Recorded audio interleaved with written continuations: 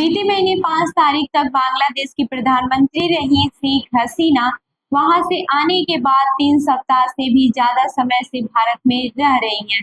भारत सरकार ने बेहद गोपनीयता और कड़ी सुरक्षा के बीच उनके और उनकी छोटी बहन शेख रेहाना के रहने का इंतजाम तो जरूर किया है, लेकिन उन्होंने अब तक यह नहीं बताया है कि इस मामले में उनका अंतिम फैसला क्या होगा। इसी बीच बांग्लादेश सरकार ने बीते सप्ताह शेख हसीना का राजनयिक या सरकारी पासपोर्ट रद्द कर दिया है।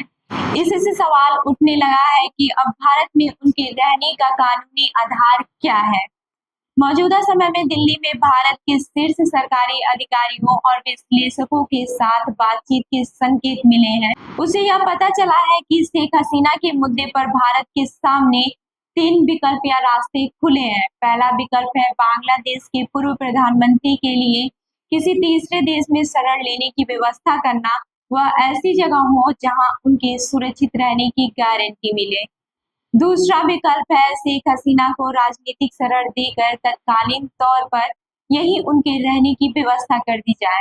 वहीं तीसरे विकल्प का चयन शायद ही इस समय संभव नहीं हो, लेकिन भारतीय अधिकारियों और पर्यवेक्षकों का एक गुट मानता है कि कुछ दिनों बाद परिस्थिति में सुधार होने की स्थिति में भारत बांग्लादेश में शेख हसीना की राजनीतिक रूप से वापसी का भी प्रयास कर सकता है।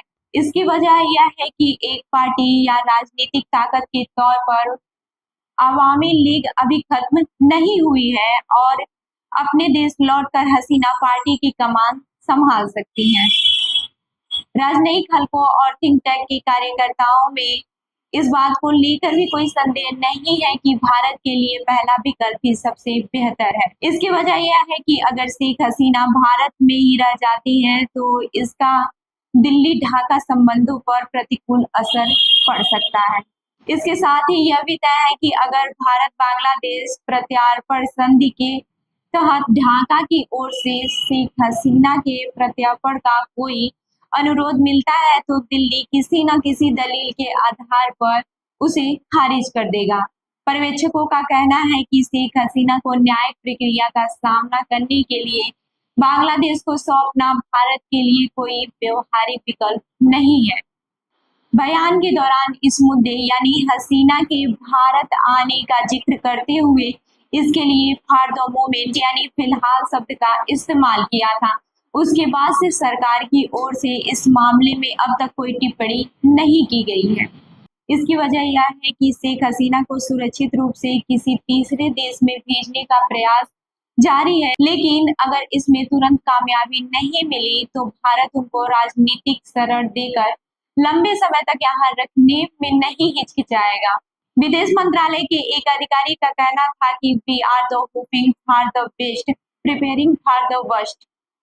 उनके कहने का मकसद था कि भारत को अब भी उम्मीद है कि शेख हसीना के मामले में कुछ बेहतर ही होगा, वो किसी तीसरे देश में जाकर रह सकेंगे, लेकिन अगर वैसा नहीं हुआ तो दिल्ली सबसे खराब यानी कि शेख हसीना को लंबे समय के लिए भारत में रखना होगा।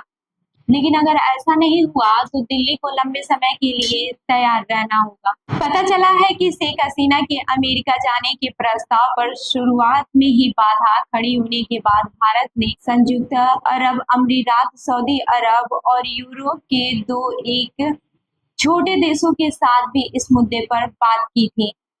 हालांकि इस मामले में अब तक किसी तरह की जानकारी नहीं मिली है। पता चला है कि अब भारत शेख हसीना को शरण देने के मुद्दे पर मध्य पूर्व के एक अन्य प्रभावशाली देश कतर के साथ भी बातचीत कर रहा है। इसके साथ ही यह भी बात भी सही है कि शेख हसीना ने अब तक खुद लिखित रूप से अमेरिका या इन तमाम देशों में से किसी से राजनीतिक शरण के लिए आवेदन नहीं किया है। उनकी ओर से और उनके मौखिक सहमति के आधार पर इस मुद्दे पर तमाम बातचीत भारत सरकार ही कर रही है। वहीं भारत में भी कई विश्लेषकों का मानना है कि भारत अगर शेख हसीना को यहाँ राजनीतिक शरण देता है तो यह बांग्लादेश की नई सरकार के साथ संबंधों की मजबूती में बाधा बन सकता है। तो आपको क्या लगता है, शेख हसीना को भारत में राजनीतिक शरण मिलनी चाहिए या फिर नहीं? हमें जरूर बताएं। मैं भी आपके साथ और आप देख रहे हैं जन दर्पण न्यूज। धन्यवाद।